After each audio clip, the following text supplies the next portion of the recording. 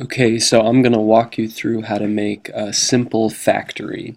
So when you open up Blender, this is what your scene looks like. We'll take this cube, and right now it's sitting kind of in between the floor. We want it sitting on top of this floor. Um, so you could just grab it on the Z-axis and move it up, and just kind of estimate.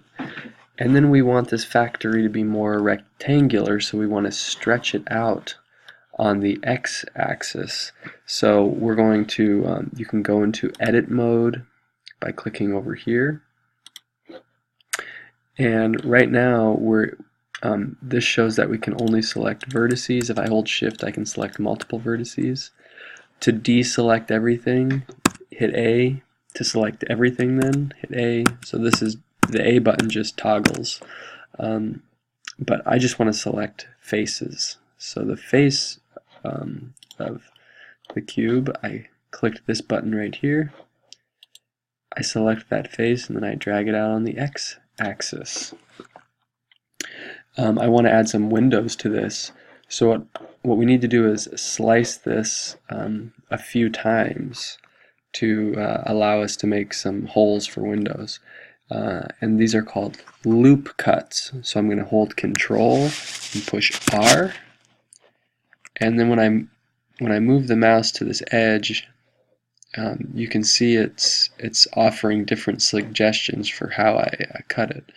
So I hold it right here, so it's a vertical cut, and then if I scroll on the mouse wheel up and down, I can choose how many times I want to cut it. I only want 3 windows, so if I just choose 2, if you click it once, you can then like move those choices. And if you right click it, just goes back to the default, but basically choose 2 and then just click twice. So now I'm going to make windows I'm going to choose faces again. I want to make windows in these spots. So by holding shift, you can select all of these faces, and I want to inset with I. So this doesn't look good, but if I push I again, it allows me to inset on each individual face. So we'll go to about there, and these windows are too tall.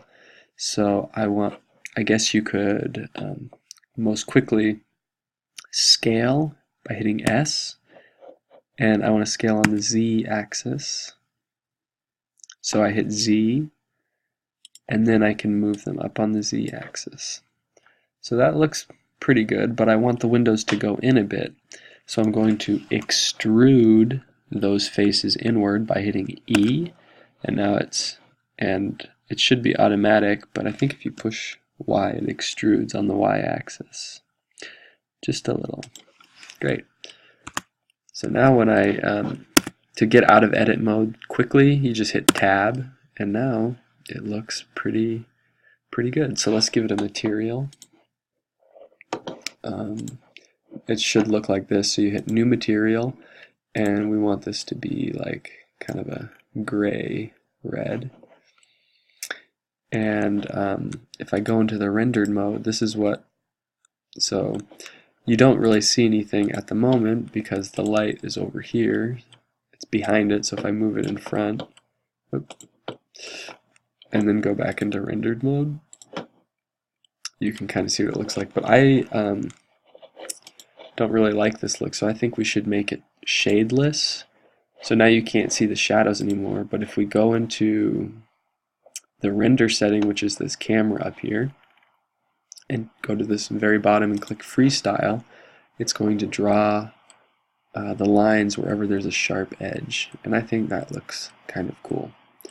So now we need a smokestack, so let's get out of that, and if we go up here, by right clicking, you can move this little target.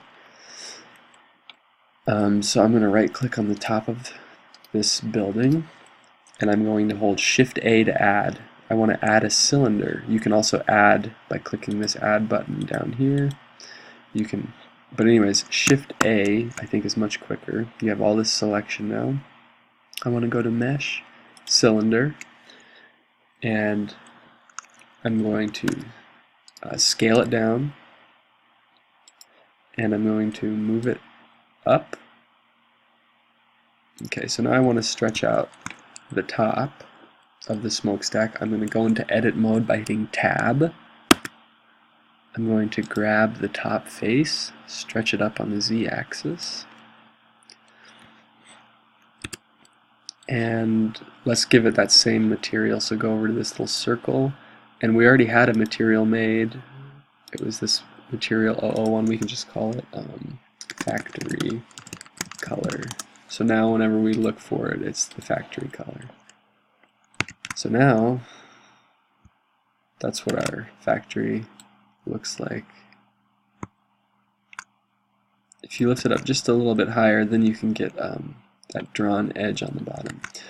Okay, but I'm not too happy with this yet. So the first thing, let's change the shape a little bit. I'm going to add some loop cuts, so Control R, and I'm going to scroll up, and then double click. So I'm going to choose edges now, so our edges are selected. If we hold Alt and click the edge here, or you could just be in face select mode and just click the face. If I scale that face, you can do that.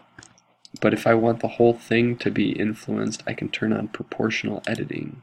So it's this little button here. So if I enable it, you get this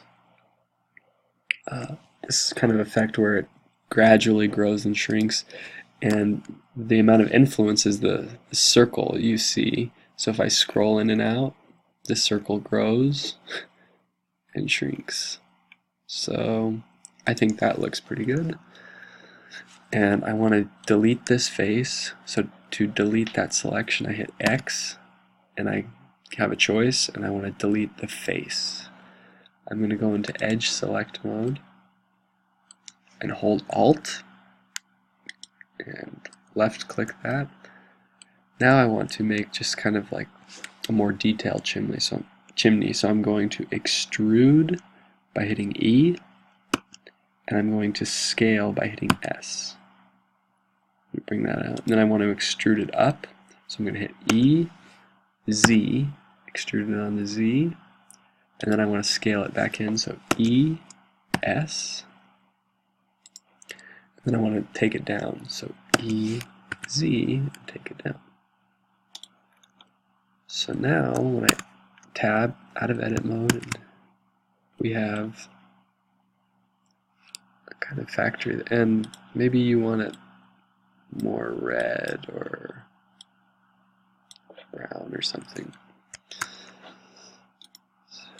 Okay, so the next part is by hitting Shift D I can duplicate it, and by right clicking it, it puts it exactly in the same spot. So there's two there now, but if I grab it on the X-axis, so I'm going to Shift D, just right click to deselect it and move it on the X.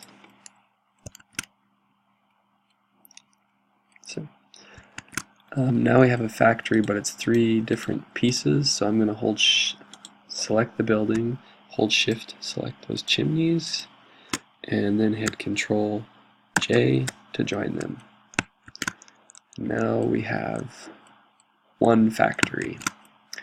The cool thing about having one factory is now I can, and it's we can call this, it doesn't matter at the moment. So it's selected, and if I go to this little wrench, I can add a modifier, and if I add an array, right now it's basically duplicating this a bunch of times on the X-axis, but let's say I want it on the Y. So I'm going to hit 0 on the X-axis, and 1 on the Y means they're touching, but if you add a little space, you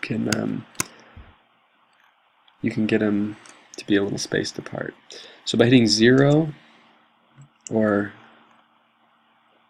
by hitting, well, we want to move the camera now to get a good view. So by hitting 0, you get your camera view. But if you move it to about here, you can say,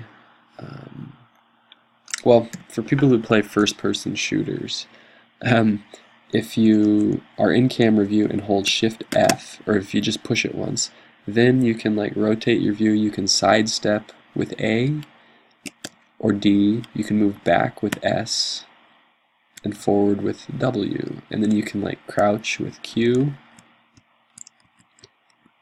and go up with E. So it's like and it says it all. When I hold Shift F, you'll see all the controls down here. So Shift F, and you can see,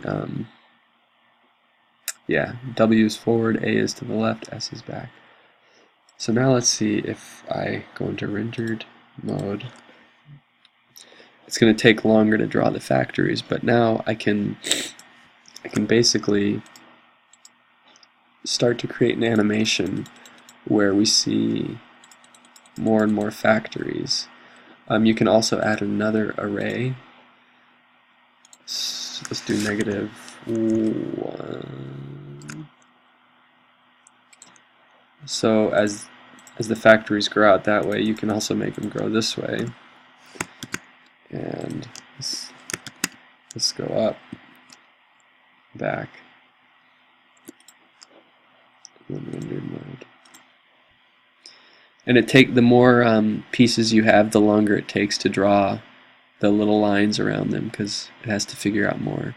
But that looks pretty cool. And in class we can work on like making the background prettier, and yeah. So this is how you make a factory.